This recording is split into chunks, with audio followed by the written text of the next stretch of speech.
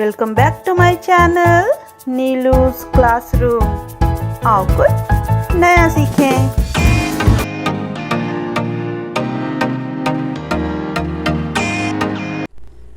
Hello friends, welcome back to my channel. तो मैंने अपने प्रीवियस वीडियो में मल्टीपल्स क्या होते हैं ये बताए थे, और अभी फैक्टर्स क्या होते हैं हम ये देखेंगे। तो फैक्टर्स एंड मल्टीपल्स एक दूसरे के साथ ही होते हैं, इसलिए मल्टीपल्स एंड फैक्टर्स एक साथ ही पढ़ा जाता है। लेकिन वीडियो काफ़ी लेंदी हो जाती है, इसलिए मैंने मल्टीपल्स का टॉपिक अलग से कवर किया और फैक्टर का टॉपिक अलग से कवर कर रही हूँ। तो फैक्टर्स होते क्या हैं? When two numbers are multiplied, the answer is called the product, and it is also a multiple of the two numbers. The numbers we multiply in order to get a product are called factors. So, for example, 5 by 4 is equal to 20. ठीक है, 5 by, तो यहाँ पे एक multiplicand है, एक multiplier, और ये है प्रोडक्ट। ठीक, ये हम मल्टीप्लिकेशन में बोलते हैं, पर हम मल्टीपल्स एंड फैक्टर्स पढ़ रहे हैं। तो ये क्या है? जो प्रोडक्ट हमें मिला ये क्या है? इसे हम बोलेंगे, इस प्रोडक्ट को क्या बोलते हैं हम? मल्टी। ये है आपका ये मल्टीपल है आपका 20, एंड ये जो आपको 5 और 4 है। तो जब हम इसे मल्टीप्लाई करते हैं तब इसे हम मल्टीप्लायर, मल्टीप्लिकेंट ये बोलते हैं। लेकिन अभी हम इसे क्या बोलेंगे? ये हैं फैक्टर्स। सो अब हमें पता है कि 5 और 4 क्या है? Factors of 20। 20 is the multiple of 5, 20 is the multiple of 4, and 5 and 4 are the factors of 20, है ना? तो जो भी कोई दो नंबर को मल्टीप्लाई करके जो प्रोडक्ट आता है वो उसका मल्टीपल होता है। ये हमने अपने मल्टीपल वाले टॉपिक पे भी कवर किया था। अब अगर आपसे पूछे, अब हमें पता चल गया कि किसी नंबर, जो नंबर है मल्टीपल, वो किस दो नंबर से या किन किन नंबरों से मल्टीप्लाई होके ये नंबर हमें आता है, तो वो हो जाते हैं उसके फैक्टर्स। ठीक, अगर आपसे पूछे find any two factors of 8 के आपको दो फैक्टर्स बताने हैं, तो आपको पता है कि 2 4 8 होता है। ठीक, तो यहां इसके दो फैक्टर्स क्या हुए? 2 और 4। ठीक, अब फैक्टर्स क्या है? जो मल्टीपल है उनसे, इन दोनों फैक्टर्स में से ये मल्टीपल डिवाइड हो जाएगा, वो होंगे उसके फैक्टर्स। तो अगर आप 2 से डिवाइड करेंगे 8 को या 4 से डिवाइड करेंगे 8 को, तो रिमाइंडर 0 आएगा। तो इसका मतलब कि वो उसका फैक्टर है। एक तो ये इसका रूल होता है। अभी find the different factors of किसी नंबर का डिफरेंट फैक्टर्स। तो फॉर एग्जांपल 6 का हमें डिफरेंट फैक्टर्स चाहिए, तो फैक्टर्स चाहिए आपको, और आपको पता है कि जो मल्टीपल है, अभी यहाँ पे 6 मल्टीपल, इसके फैक्टर्स चाहिए। तो मल्टीपल वो होता है जो किसी की टेबल में आता है, कुल मिला के प्रोडक्ट होता है, और वो किसी न किसी के टेबल में आएगा ही, क्योंकि दो नंबर जब हम मल्टीप्लाई करते हैं तभी हमारे जो टेबल्स हैं वो फॉर्म होते हैं। तो अब हम 6 को करना है, तो बस आपको क्या करते जाना है? आपको 1 से लेकर 1 तो सबके साथ मल्टीप्लाई होता है, ठीक है, फिर भी ये किस किस में आपको आएगा, किस दो नंबर से 6 फॉर्म होता है। तो 1 into 6, एंड फिर 2 के टेबल पे आइए, 2 3 6। ठीक, अब 3 के टेबल पे आइए, 3 2 6। 4 के टेबल पे आइए, 4 से नहीं बनता। 5 के टेबल पे आइए, 5 से नहीं बनता। 6 के टेबल पे आइए, 6 और 1। ठीक, तो अब यहाँ देखिए जो कॉमन नंबर है उन्हें हमें एक बार लेना है, क्योंकि यहाँ पे देखिए कुछ नंबर्स को बार बार रिपीट हुए हैं, तो हमें वो नहीं लेना है। सो यहाँ पे 1 सभी का आपको फैक्टर होगा। तो अभी हम यहाँ कंसिडर करो 1, और फिर कॉमन नंबर क्या है यहाँ पे? 2, जो, तो यहाँ पे 2, फिर 3 आया है तो 3, फिर क्या है? 6। तो 1 2 3 and 6 are the factors of 6। ठीक, हर एक नंबर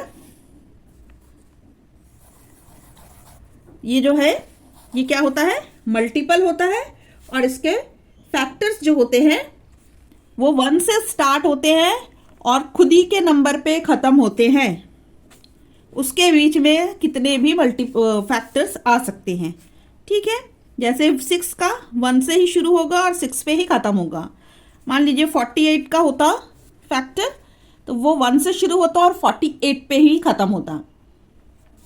तो ये भी आपको याद रखना है। और जो फैक्टर्स होते हैं वो फैक्टर्स जो होते हैं उससे आपका मल्टीपल डिवाइड हो जाएगा और रिमाइंडर 0 ही आएगा। तो कुछ फैक्ट्स जान लेते हैं फैक्टर्स के, ये कुछ कॉमन रूल्स। जैसा कि अभी मैंने आपको बताया कि 1 is a factor of every number, सभी नंबर 1 से, सभी के नंबर में 1 आएगा ही। सो 1 is a factor of every number. और दूसरा भी मैंने बताया कि each number is the greatest factor of itself, है ना। हर एक नंबर का जो ग्रेटेस्ट फैक्टर होगा वो नंबर खुद होगा, मतलब 1 से शुरू होगा और 6 पे या जो भी वो नंबर है मैक्सिमम वहीं तक आपका फैक्टर जाएगा। So each number is the greatest factor of itself. Then whenever a number is divided by any of its factor there is no remainder। जैसा कि अभी मैंने बताया कि जो नंबर है, जो मल्टीपल है, वो इन दोनों में से किसी भी फैक्टर के साथ अगर डिवाइड होता है तो रिमाइंडर 0 ही आएगा, ठीक। तो ये 3 फैक्ट्स है जो आपको याद रखना है। अब इसी पे डिपेंड करता है बाकी चीजें। तो जैसे अब हम देखेंगे टेस्ट ऑफ डिविजिबिलिटी।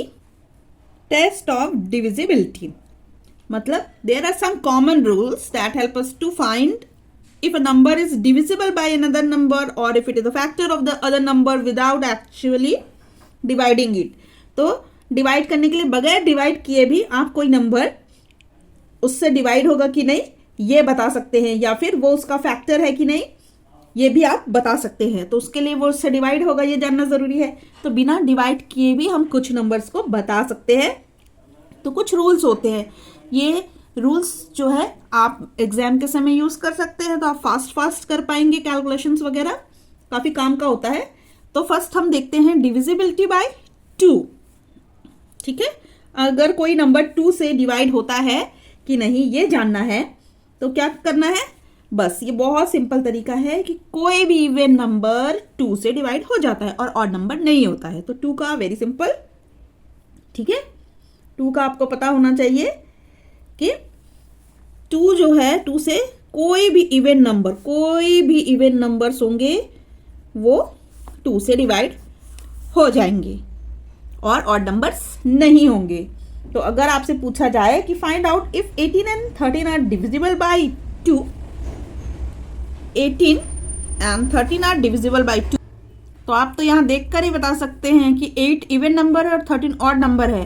तो यहाँ पे 18 डिवाइड होगा 2 से, 13 नहीं होगा। तो 3 का तो बहुत सिंपल है एंड 2 का बहुत सिंपल है। अब 3 का क्या है, if the digit of a number add up to the given sum that is divisible by 3 then 3 is a factor of that number. मतलब आपको जो नंबर दिया है वो पूछ रहा है उसमें क्या वो 3 से डिवाइड होता है, तो इसका मतलब क्या 3 उसका फैक्टर है उस नंबर का। अब ये पता लगाना, तो आप क्या करेंगे, आपको कुछ नहीं करना, बस जो नंबर आपको दिया है उस नंबर को आपको ऐड करना है, और ऐड करने के बाद उस नंबर के डिजिट्स को आपको ऐड करना है, और ऐड करने के बाद आपको देखना है कि जो नंबर आया है वो 3 के टेबल में आता है कि नहीं। अगर आता है तो वो नंबर 3 से, तब क्या होगा, वो नंबर 3 से डिवाइड होगा। फॉर एग्जाम्पल कोई सा भी एक नंबर लीजिए, मान लीजिए आपने 21 लिया, तो इसमें हमें क्या करना है, 2 + 1, ये फॉर सिंपल एग्जाम्पल बता रही हूं, फिर हम बड़ा भी देखेंगे, अभी तो छोटा नंबर है। तो 2 + 1 किया, 3 आया, और 3 हमें पता है 3 × 1 = 3, तो ये 3 से डिविजिबल है, मतलब जो 3 है इसका फैक्टर है। और उसी तरीके से अभी फॉर एग्जाम्पल 51, तो यहां भी क्या करना है आपको, 5 + 1 करना है, 6 हुआ और 6 3 के टेबल पे आता है, सो 6 इज ऑल्सो डिविजिबल बाय 3। अभी किसी बड़े नंबर पे जाते हैं, ठीक। अच्छा, आपसे पूछा कि 57 होता है कि नहीं, तो बस आपको क्या करना है, 5 + 7 करना है। 5 + 7 होता है 12, तो 12 भी 3 के टेबल पे आता है। अगर इसको और सिंप्लीफाई करेंगे तो 1/2 हुआ तो 3। सो 57 इज ऑल्सो डिविजिबल बाय 3। आप कोई बड़ा नंबर देखते हैं तो 102, तो इसमें क्या करेंगे, 1 + 0 + 2 हो गया 3, तो 3 ऑल्सो डिविजिबल बाय। अभी कुछ अलग नंबर लेते हैं, ठीक। 13 ले लिया, मान लो 13, तो ये क्या होगा, 1 + 3 एंड दिस इज अ 4, और 4 3 के टेबल पे नहीं आता है, तो 13 इज नॉट डिविजिबल बाय 3। ये रूल है 3 के लिए। अब हमारा है सॉरी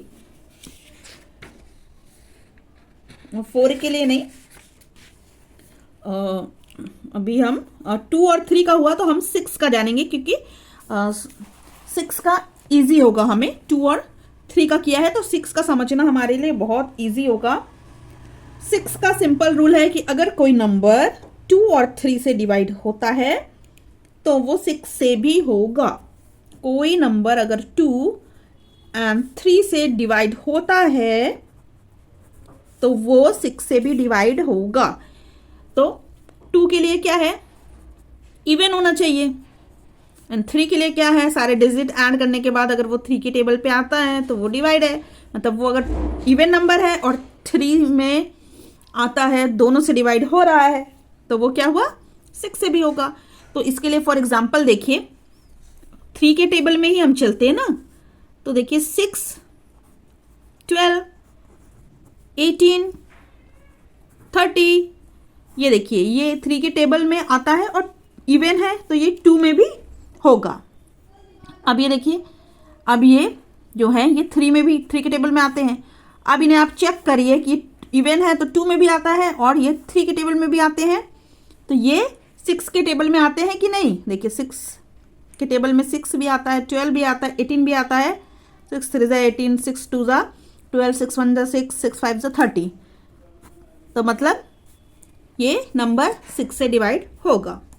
तो अगर आपको ये पता है, ये निकाल लीजिए, तो आपको पता रहेगा कि ये 6 से डिवाइड होगा।